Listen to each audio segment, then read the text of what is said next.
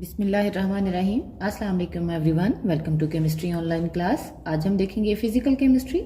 Chapter है हमारा quantum mechanics और क्वांटम मैकेनिक्स में हमारा टॉपिक है quantum mechanics and the wave function. ठीक है, हम देखेंगे क्वांटम मैकेनिक्स डेवलप कैसे हुई, वेव फंक्शन क्या है, इसकी सिग्निफिकेंस क्या है, ये आज के लेक्चर में हम डिस्कस करेंगे।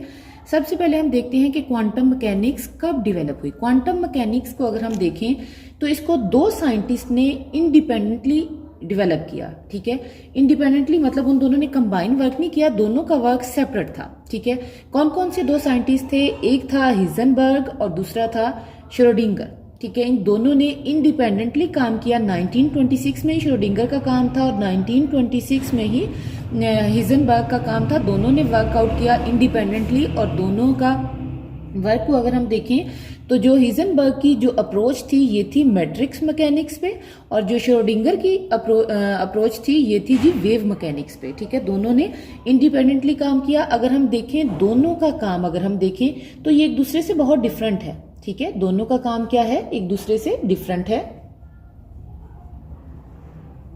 थ्योरी के अकॉर्डिंग। लेकिन अगर मैथमेटिकल फॉर्म में देखा जाए तो मैथमेटिकली क्या है, दोनों का वर्क एक दूसरे के इक्विवेलेंट है। ठीक है, मैथमेटिकली ये क्या है, एक दोनों का वर्क एक दूसरे के इक्विवेलेंट है। थ्योरी के अकॉर्डिंग हमें लगेगा कि दोनों का डिफरेंट है। ये इसकी अप्रोच मैट्रिक्स मैकेनिक्स थी जबकि इसकी वेव मैकेनिक्स थी। लेकिन मैथमेटिकली अगर हम देखें तो क्या है, दोनों का जो हमारे पास मैथमेटिकली दोनों की जो फॉर्म है वो क्या है, एक दूसरे के इक्विवेलेंट है। तो इसी के अकॉर्डिंग हमने आपसे नेक्स्ट क्या कंसीडर किया कि जो पोजीशन ऑफ पार्टिकल है उसको हम कंसीडर करेंगे in term of amplitude of wave. ठीक है, एम्पलीट्यूड अगर आपको याद हो तो आप लोगों को मैंने पीछे पढ़ाया था कि ये हमारे पास है एक वेव। ठीक है, ये मैंने एक्सिस ड्रॉ किए हैं, ये इस तरह से वेव है, ये इस तरह से जा रही है। अब मैंने आपको बताया था एम्पलीट्यूड क्या है। ठीक है, ये जो फासला है, ये सेंटर से लेके जो मैक्सिमम फासला है, हाइट है, इसको मैंने क्या बताया था, एम्पलीट्यूड। ये है क्रस्ट की, अगर हम ट्रफ की देखें तो ये है। अब ये जो एम्पलीट्यूड है वहां पे इसको हमने ए से शो किया था। ठीक है, ये सिंपल एम्पलीट्यूड पढ़ा था। अब यहाँ पे कहते हैं कि जो हमने एम्पलीट्यूड लेना है ये हमने साई से शो करना है। इसको क्या बोलेंगे, साई, PSI।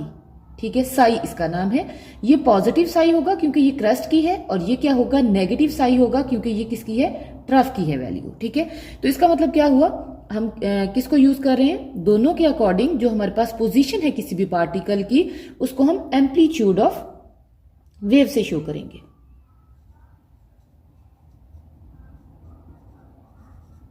ठीक है, एम्पलीट्यूड ऑफ वेव से इसको हम शो करेंगे। और एम्पलीट्यूड क्या है, मैंने आपको बता दिया कि ये हमारे पास इस तरह से एक वेव है। वेव क्रस्ट और ट्रफ से मिलकर बनती है। ठीक है, क्रस्ट का जो बेस लाइन से मैक्सिमम हाइट का फासला है और इसी तरह से ट्रफ का, ये क्या कहलाएगा, पॉजिटिव साई क्रस्ट का होगा और नेगेटिव साई किसका होगा, ट्रफ का होगा।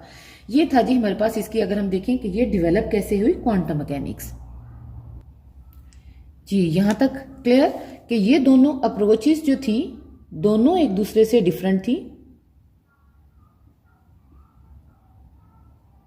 लेकिन मैथमेटिकली दोनों क्या हैं, एक दूसरे के इक्विवेलेंट हैं।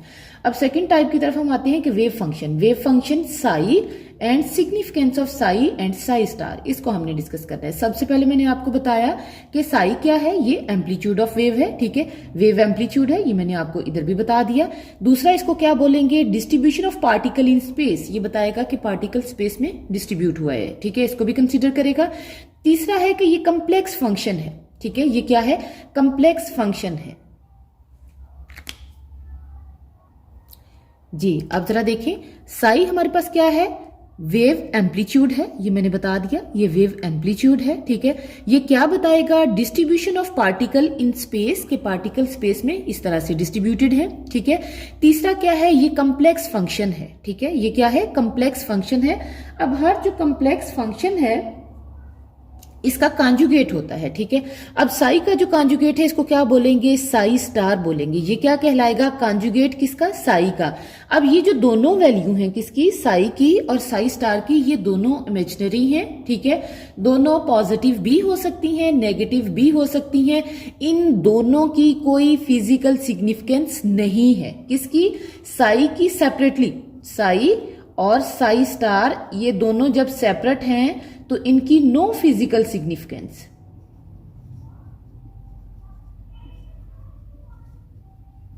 ठीक है।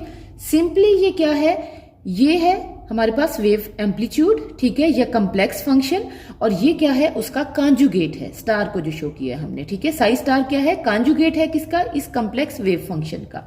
अब अगर हम वेव फंक्शन को और उसके कांजुगेट को मल्टीप्लाई करें, मतलब साई और साई स्टार को मल्टीप्लाई करें, तो ये क्या हो जाएगा, साई स्क्वायर भी आ जाएगा, या इस फॉर्म में भी लिख सकते हैं, इस फॉर्म में भी लिख सकते हैं, ठीक है। ये है जी रियल फंक्शन। ये क्या है, रियल फंक्शन है, ये हमेशा पॉजिटिव होगा। जिस तरह ये मैंने कहा ना, हमेशा नेगेटिव भी हो सकता है, पॉजिटिव भी हो सकता है। और ये क्या है, इमेजिनरी फंक्शन है, ये इमेजिनरी फंक्शन था, दोनों जब सेपरेट है, लेकिन दोनों को जब मल्टीप्लाई किया तो ये क्या बन गया, रियल फंक्शन है और पॉजिटिव इंटीजर होगी वैल्यू, ठीक है। अच्छा जी, अब हम देखें कि साई स्टार है, साई स्क्वायर है क्या। साई स्क्वायर है जी probability of finding the particle at a particular point. ये है probability of finding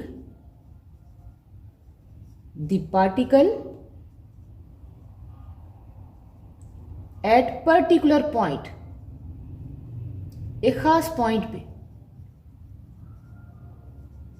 in space with respect to time आ जाएगा, ठीक है। अच्छा जी, अब जरा देखें, ये हमारे पास एक इक्वेशन है, ठीक है, हमने बनाई है साई के लिए इक्वेशन, ठीक है। Psi is equal to A plus iota B, इसको हम क्या बोलेंगे, साई, ये मैं लिख रही हूं इधर पी एस आई, साई, ठीक है। ये कहलाएगा अयोटा, ये है बी, बी भी इमेजिनरी नंबर है, ये इमेजिनरी नंबर है, जबकि अयोटा भी इमेजिनरी नंबर है,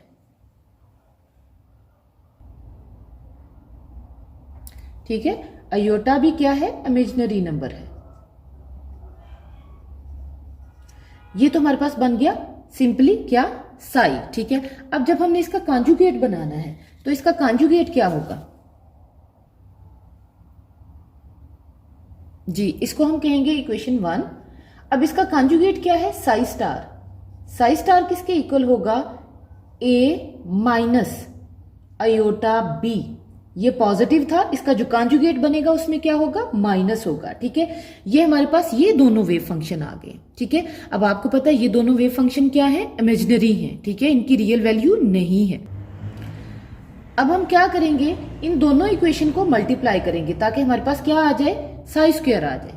तो क्या होगा, psi multiply psi star is equal to A plus iota B, और मल्टीप्लाई क्या आ जाएगा, A minus iota B. Psi क्या था, ए प्लस अयोटा बी, और साई स्टार क्या था, कॉन्जुगेट ए माइनस अयोटा बी।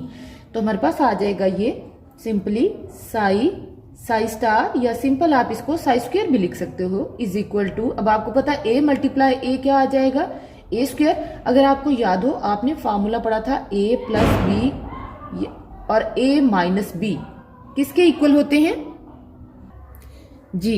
जब हम मल्टीप्लाई करेंगे ए को ए से तो क्या बन जाएगा, A square plus multiply minus, minus I multiply I, sorry iota multiply iota, iota square, और B multiply B, B square आ जाएगा। ये हमारे पास इक्वेशन बन गई।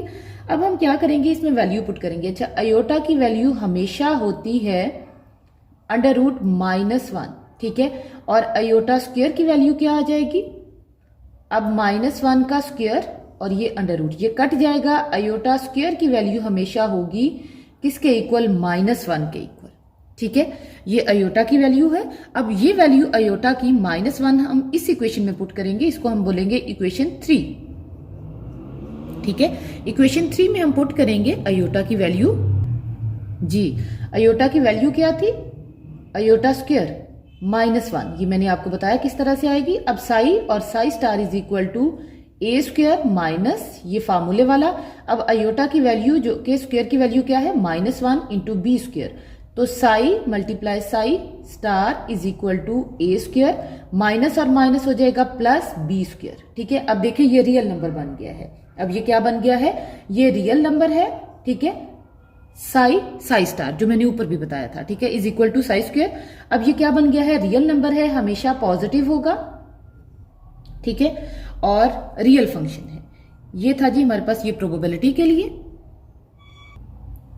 जी अब हमारे पास ये साई और साई स्टार क्या है, probability of finding the particle at a particular point in space. ठीक है, अब कहते हैं कि अगर हम थोड़े थोड़े पॉइंट्स के बाद इसको फाइंड आउट करें और हम पूरी की समेशन ले लें उस इक्वेशन की, और प्रोबेबिलिटी आ जाएगी एट वेरियस स्पेस। ठीक है, तो हम क्या करें, उसको इंटीग्रेट करें, हमारे पास होल इक्वेशन आ जाएगी, और वो क्या होगी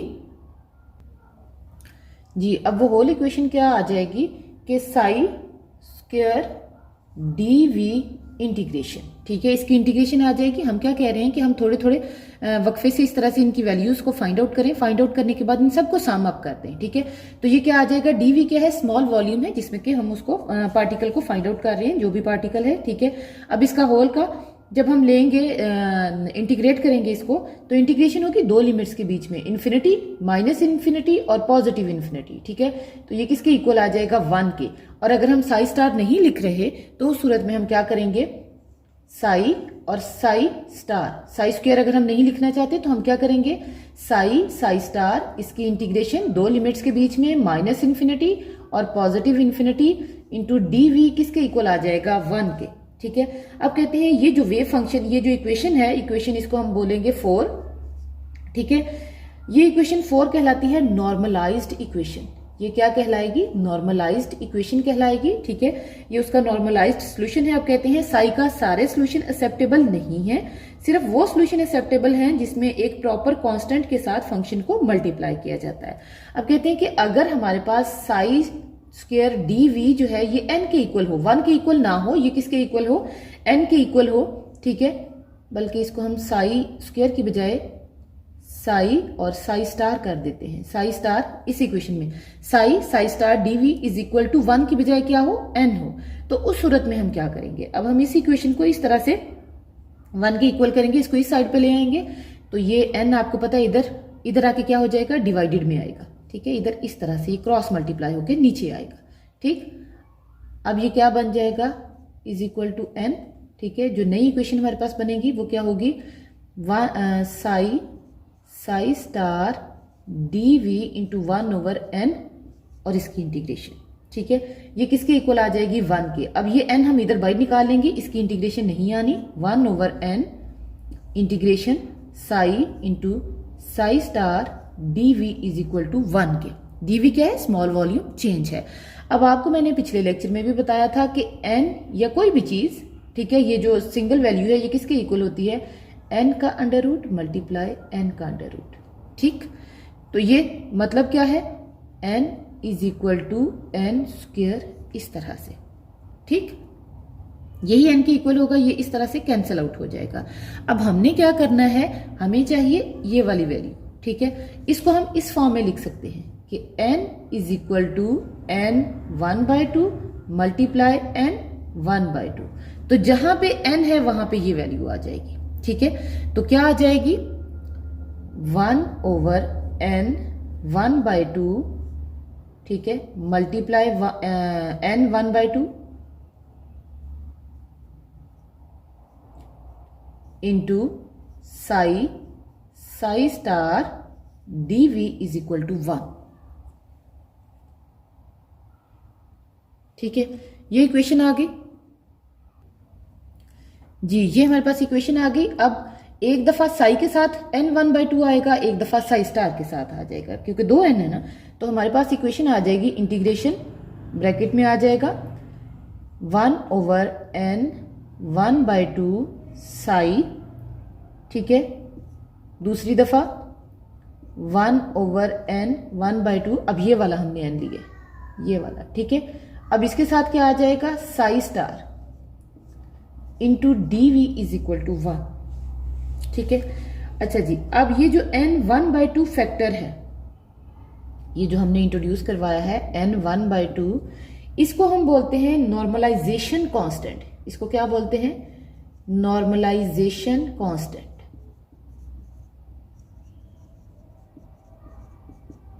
और ये जो है 1 ओवर n 1/2 और साथ में मल्टीप्लाई साई, ये कहलाता है नॉर्मलाइज्ड फंक्शन। ये है जी नॉर्मलाइज्ड फंक्शन है ये हमारे पास, ठीक है। अच्छा जी, अब कहते हैं कि किसी भी पर्टिकुलर पॉइंट पे हमारे पास दो चांसेस हैं साई स्क्वायर के लिए, ये इसके लिए, ये साई स्क्वायर के इक्वल है ना। अब साई स्क्वायर के दो चांसेस हैं कि या तो वहां पे पार्टिकल या इलेक्ट्रॉन प्रेजेंट होंगे या फिर एब्सेंट होंगे। ये दो वैल्यूज हो सकती हैं, उसके अलावा कोई तीसरी वैल्यू नहीं हो सकती। इसका मतलब क्या हुआ कि हमारे पास जो साई है ये सिंगल वैल्यूड है, इसकी एक ही वैल्यू है, ठीक है। और अगर हम देखें इसके डेरिवेटिव्स में, अब डेरिवेटिव्स कौन से हैं, एक्स एक्सिस में क्या है, वाई एक्सिस में क्या है, जी एक्सिस में क्या है, तीनों इसके डेरिवेटिव एक्सिस हैं। हमने क्या कहा कि साई क्या है, सिंगल वैल्यूड है, ठीक है। इसकी एक ही वैल्यू होगी क्योंकि या तो इलेक्ट्रॉन प्रेजेंट होगा या फिर वो एब्सेंट होगा। और अगर हम इसको पार्शियल डेरिवेटिव में डिवाइड करें तो क्या आ जाएगा, curly psi over curly X, X axis के अलॉन्ग ही उसका आ गया, ठीक है, into curly psi over curly Y, Y axis के अलॉन्ग आ गया, ठीक है, इंटू करली साई ओवर करली जी, जी एक्सिस के अलॉन्ग आ गया। अब ये क्या है, ये कंटिन्यूस होगा एवरीवेयर,